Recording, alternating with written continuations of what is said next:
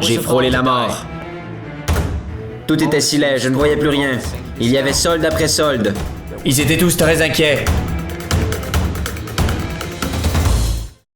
Le Carrefour Laval est un des centres commerciaux les plus achalandés de la planète. Le Carrefour est un lieu riche qui n'a jamais été complètement exploré. De nombreux touristes des grandes villes viennent y chercher l'aventure dans cette région. Dominique Allard est un Montréalais qui a grandi sur le plateau et qui a soif d'aventure. J'aime abandonner ma zone de confort pour faire de nouvelles expériences. Mais Dominique était loin de se douter que son aventure allait s'avérer plus périlleuse que prévu. J'ai avancé puis avancé. Tout était si artificiel, si semblable. Je me suis mis à courir et plus je courais, plus je voyais de soldes. Plus je voyais de soldes, plus je courais. Je ne me souvenais plus par quel solde j'étais entré. Quand on est à 2, 3, 4 soldes, on est facilement enseveli et on ne sait plus où donner de l'achat. Et les ennuis de Dominique ne font que commencer. J'ai cherché un café indépendant ou un magasin en vrac zéro déchet pour demander mon chemin, mais je n'en ai pas trouvé. J'ai aperçu un plan du Carrefour. J'ai tenté de l'utiliser pour sortir, mais je n'ai rien compris. La lecture des plans de centres commerciaux est une pratique culturelle qui se transmet de génération en génération dans les clans familiaux des banlieues. C'est le rite de passage lorsqu'ils atteignent la majorité. Dominique comprend vite qu'il est loin d'être tiré d'affaire. I was lost and I was so afraid that I wanted to puke all over the floor. J'étais désorienté. J'ai vu cet énorme orignal. Et qu'est-ce qu'un mammifère de cette taille faisait dans le carrefour? J'ai tenté de l'apprivoiser, et puis il m'a aveuglé. L'éclairage du carrefour est très étourdissant.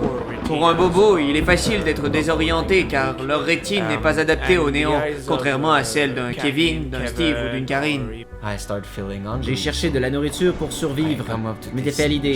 J'allais mourir de faim. Il n'y avait aucune option végane. Même avec un petit creux, Dominique ne désespère pas. Je suis tombé face à face avec cet étrange jardin. Il est difficile à comprendre pour un bobo comme Dominique qu'un centre d'achat puisse abriter une flore aussi luxuriante.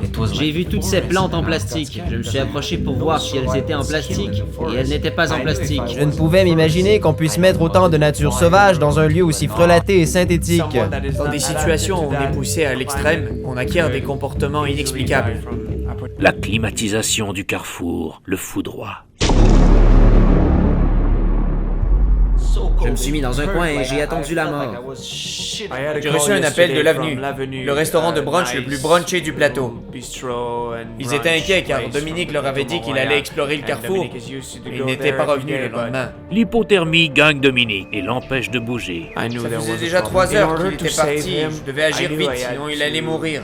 Je me suis dit qu'un bon latte, même de piètre qualité, serait le bon remède pour ravigoter ce Dominique en détresse.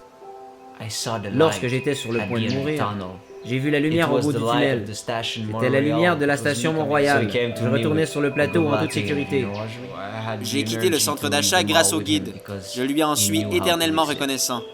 Aujourd'hui, je vis la vie à fond et je continue quand même de visiter les centres d'achat.